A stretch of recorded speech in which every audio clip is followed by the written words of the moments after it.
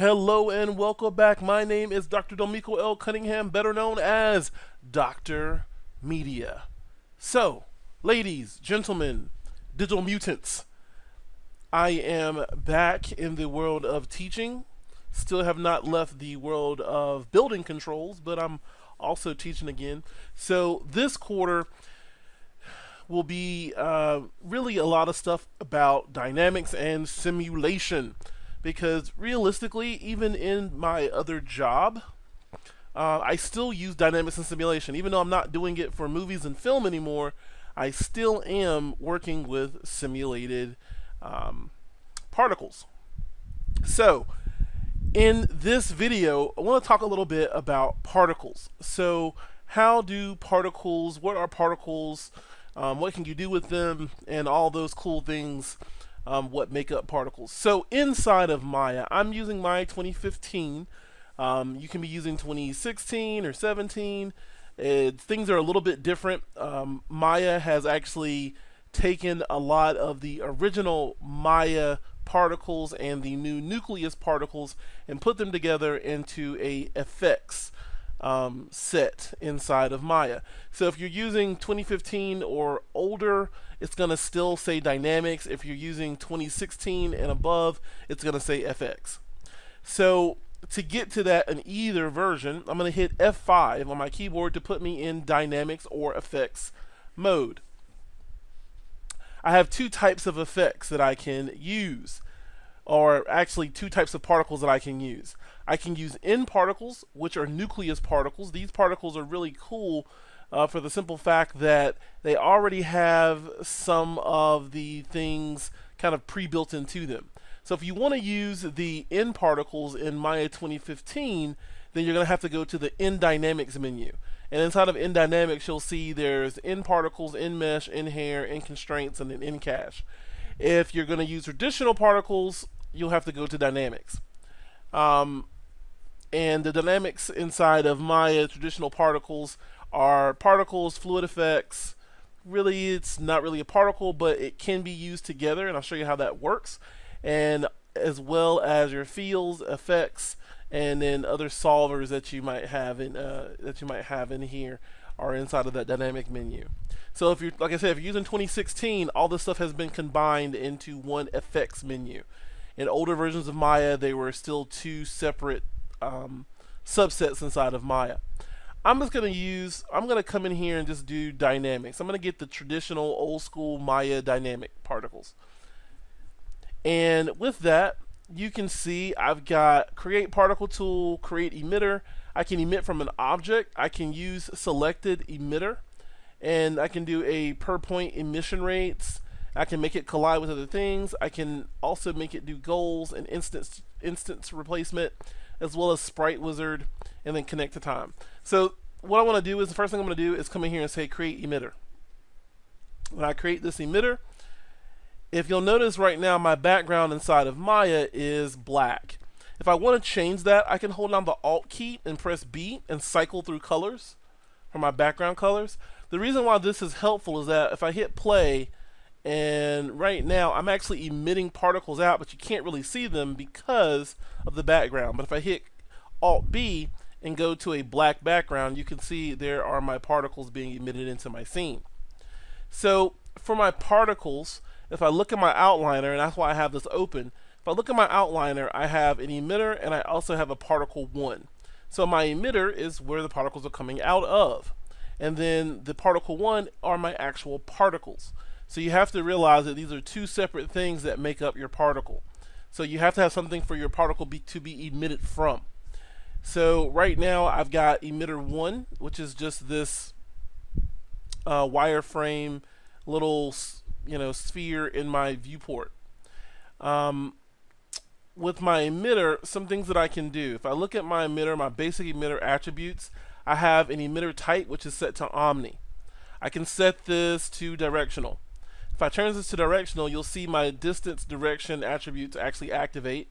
If I rewind this and then hit play, you'll see there they go. It's directional. I'm just going to turn the grid off just so we don't have to worry about it. So you can see those are directional.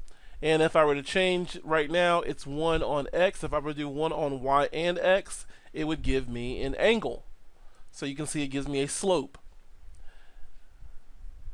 I can also change the spread of this, so I can spread these out so I get like a spray. And this is just using the directional. Right below my emitter type, I have a rate, which is particles slash second. So this is how many particles per second I'm actually emitting out of my emitter. So if I turn this down, I can do like 3. And this is 3 per second. And you can see my timeline. I've got 20,000 frames in here. I've just got enough frames so I can see my particles actually generate out. And I'm going to turn this up to like 500 a second. So right now I'm pushing out 500 particles a second. And these 500 particles a second are living forever. They're just kind of going on and on and on and on and on. I can put this down to something more manageable, like 20. And you'll see the simulation just keeps going.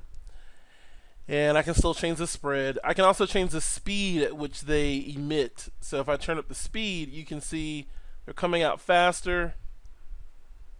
I can turn that down really slow. So they can come out very, very slowly. And I can add randomness.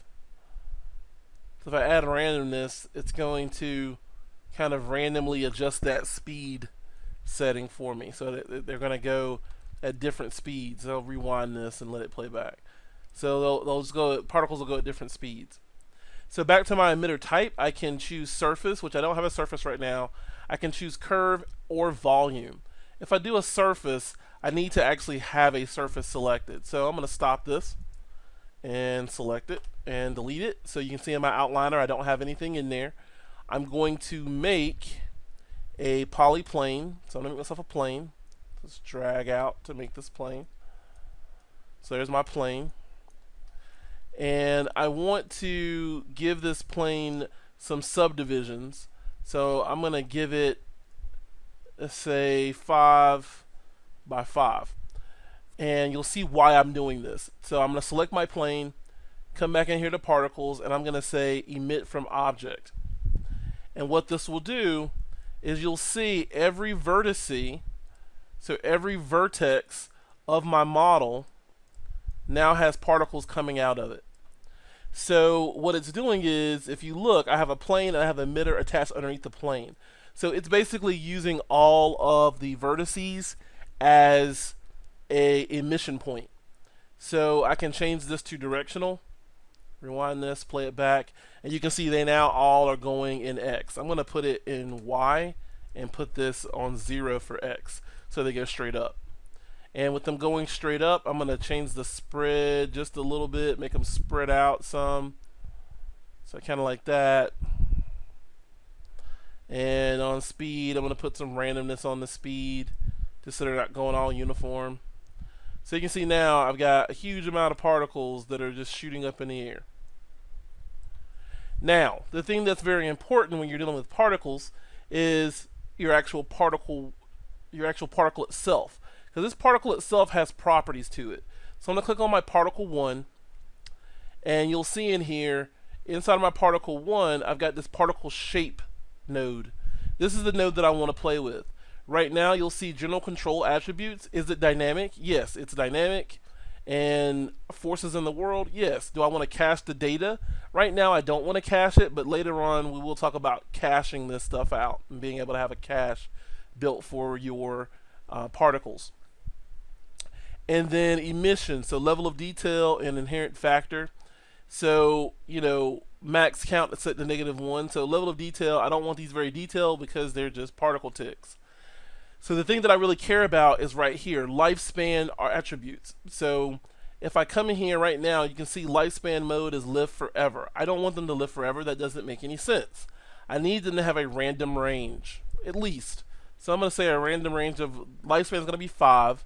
And then the randomness of that is going to be like, let's say it's going to be 2.5. So like half of that. And I'll rewind this and play it. So we can see now they should live, and they do. They live for about 5 seconds. And then at 2.5. So between 0 and 2.5, it's just giving it randomness to the lifespan. And then right below that, I have a time attribute. This is set to the amount of frames that are in my actual scene. So that's what this is. If I keep going up with this, you'll see.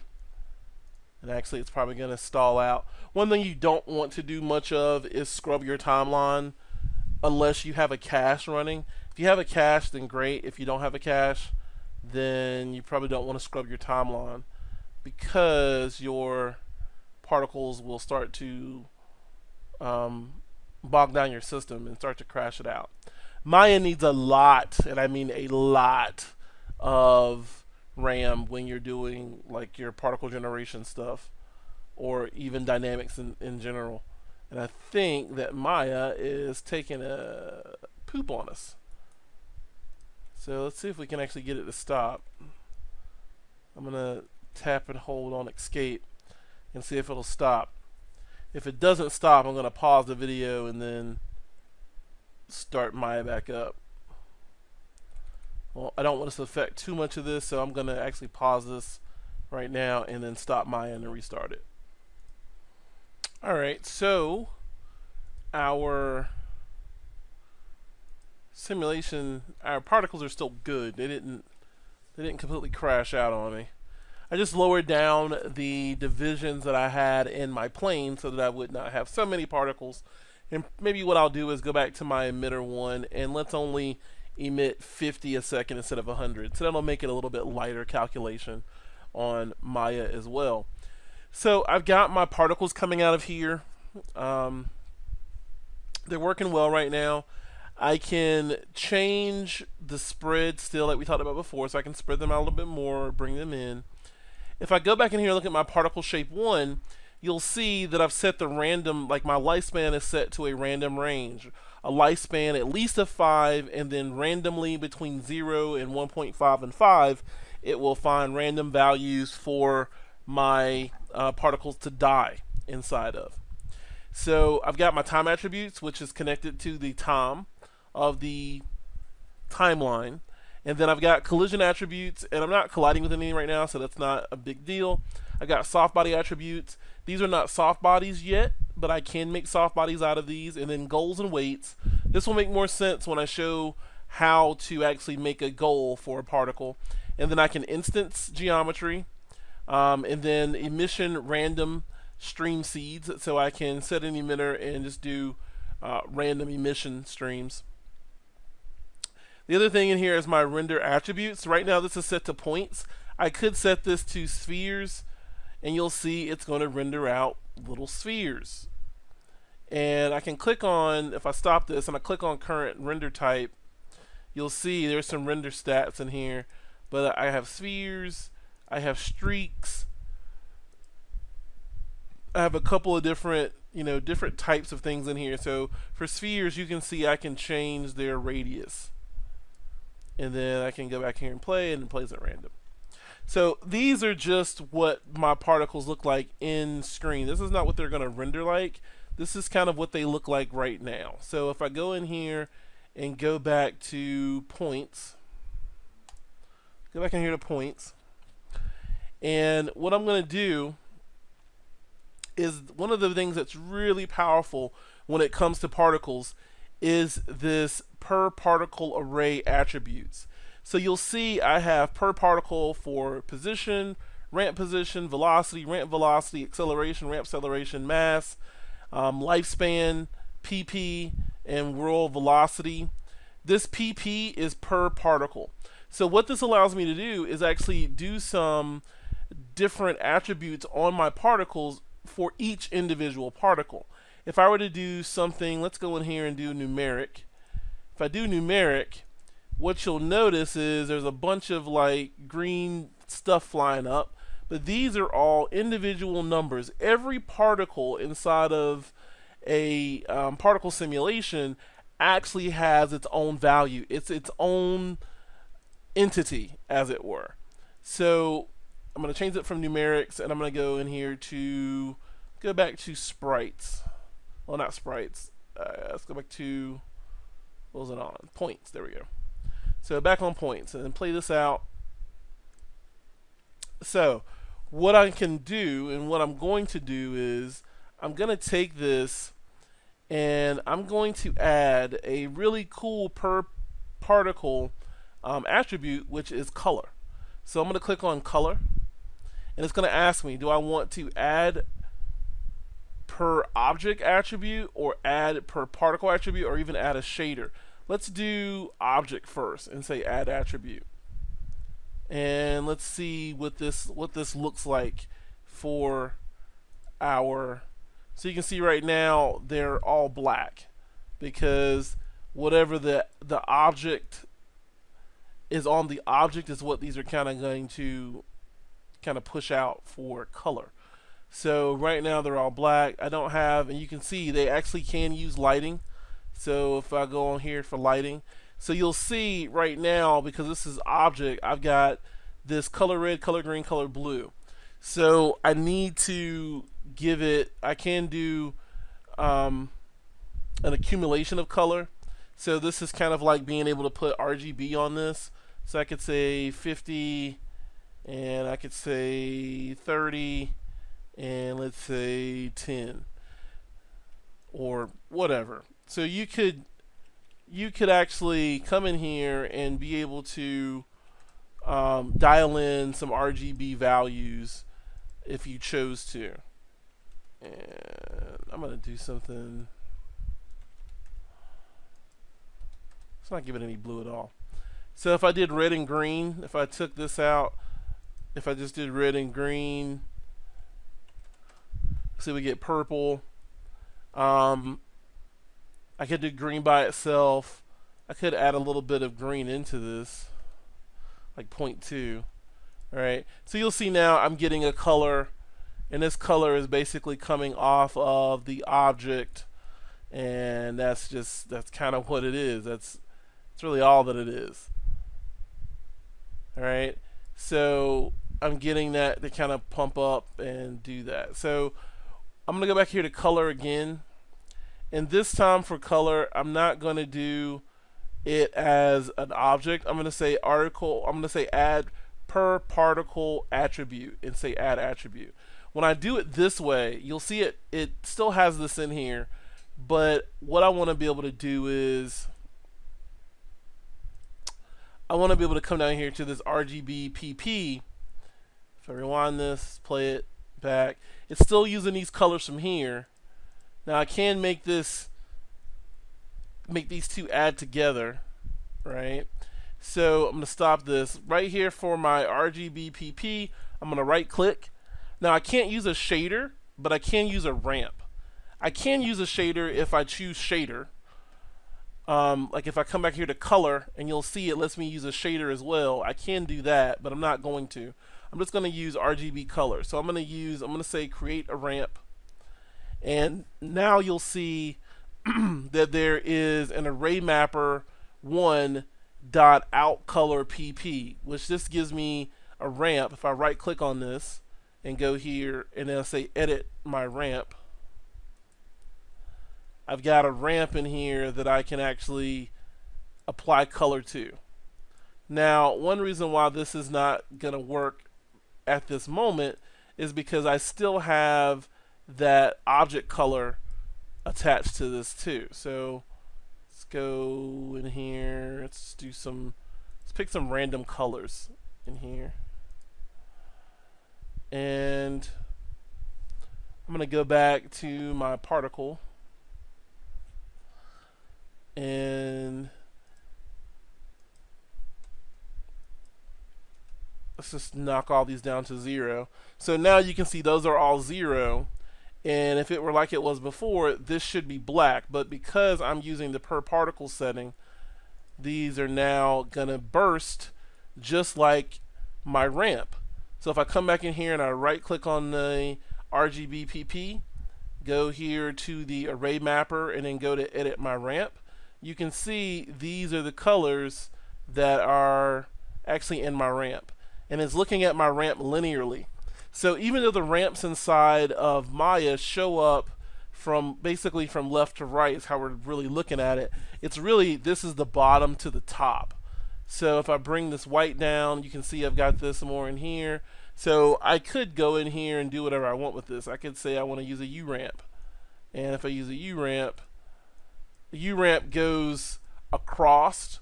So you can see I'm not getting anything out of this. So just looking at these, you can see how your ramps affect. You can do a radial map. You can do a circular one, a box ramp. You can do a UNV ramp. So this gives you like a random UV color to this. It's going to be kind of useful. Interpolation is set to linear. You can smooth this out so it smooth gradiates the colors between. It's not a huge thing. You can add things like noise in here. So by adding noise, you'll see you end up with like a flicker because the color is actually kind of cycling a little bit. So, and this is per color. So if you wanted to, you could, well, actually not per color, but it's for your overall ramp. So you can see I can add some noise to this. And I'm going to go back to a V ramp just so it's back where it's supposed to be.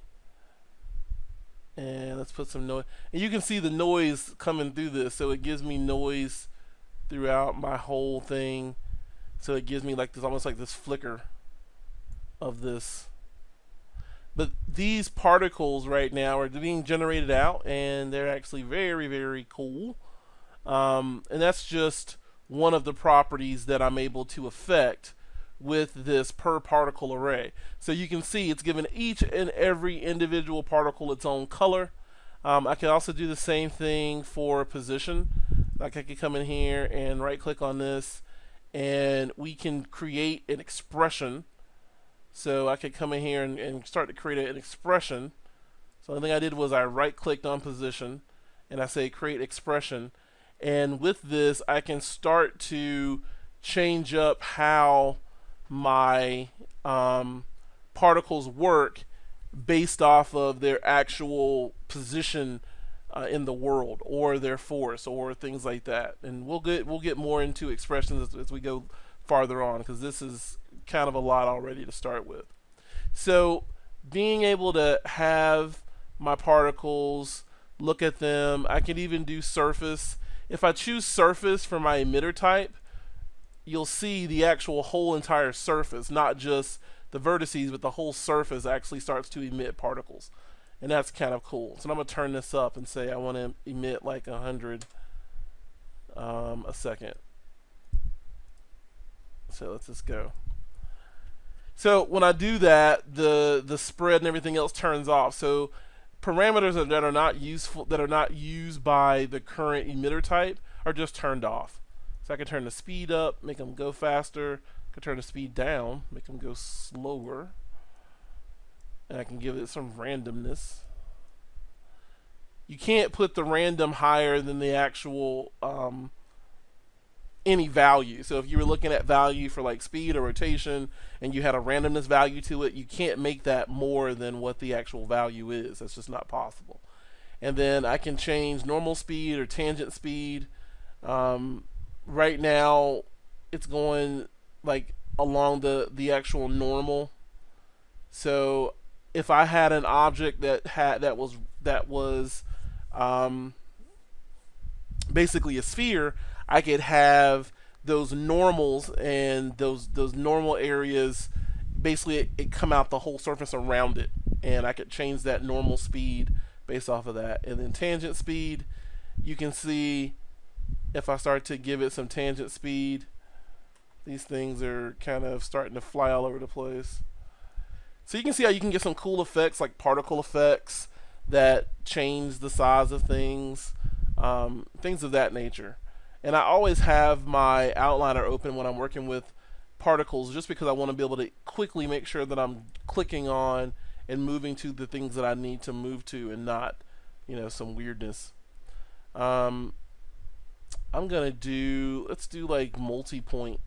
The multi-point ones are nice because I have multiple points coming out of this. So there you go. I got a multi-point going on. It's got the tangent speed on it. And you can change these. You can do spheres. And you can even see the spheres, even now, they still have random color generated to them because they're taking their color from that per particle attribute, which is really cool. So that's kind of an intro to particles and the per particle attributes. We'll be looking at more of the per particle attributes for some of the things like the acceleration and the position and velocity.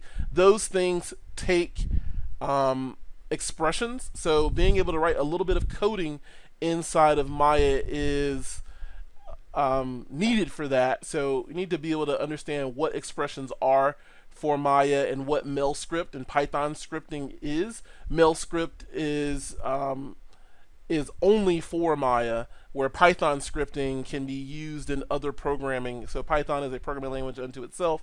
Mel script is how Maya is built. Everything inside of Maya, well, traditional Maya, was built on top of the Mel scripting language, or the Maya extendable language or something, I believe. I can't remember. It's a long time since I've used that actual Mel scripting.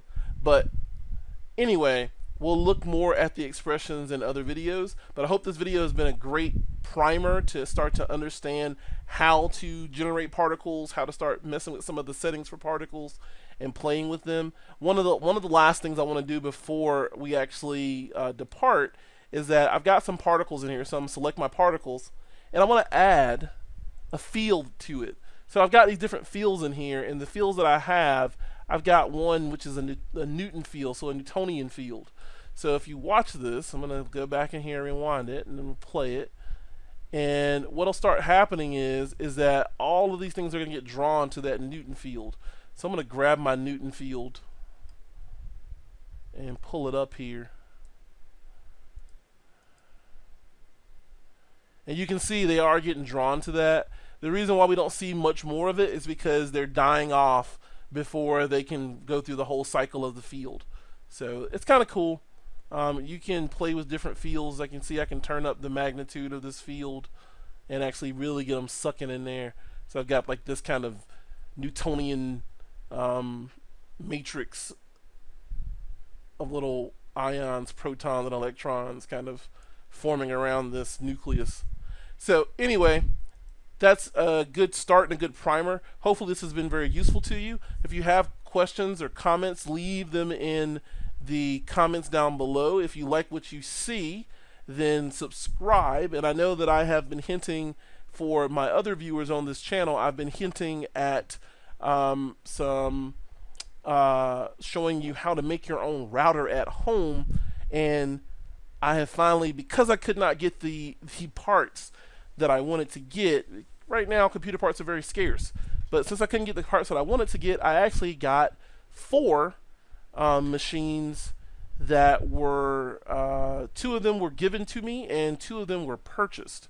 So what I'm going to do is I'm going to use one of those machines and show you how to make your own router and to really truly protect your home network, because with all the stuff out there, all the hacking and everything else, people losing their stuff to Experian and all this other stuff going on, and people hacking in and looking at your anime and knowing how many Dragon Ball Z episodes you have on your hard drive. Anyway, I'm going to show you how to protect yourself against all those things out there in Cyberville and cyberspace.